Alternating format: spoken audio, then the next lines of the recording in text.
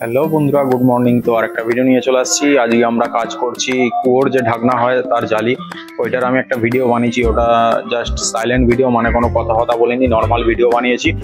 আর এই দেখো এখানে এটা রেডি হয়ে গেছে। এইটার মাঝখানে আর এক লাইন করে দেবো। দেওয়ার পরে এই যে এখানে যে জালটা আছে, এই জালটা করে ফিক্স করবো। এটা কুয়োর একটা ঢাকনা হচ্ছে, আর এটা হচ্ছে হাফ খোলা সিস্টেম হচ্ছে, যাতে কুয়োতে জল টল তুলতে পারে। এটা সেই জন্য এরকম বানানো হয়েছে রাউন্ড।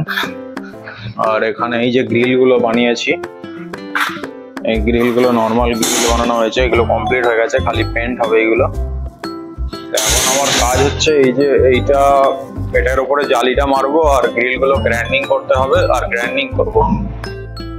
আজকে শনিবার, তো আমাদের এখানে মানে পুরো কারেন্টের কাজ হয়। আজকে প্রচুর কারেন্টের সমস্যা থাকে।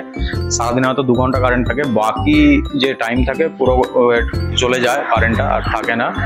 তো এখন মেশিন জুড়ে রেডি করে নিয়েছি, কাজ বেশি করে নেই।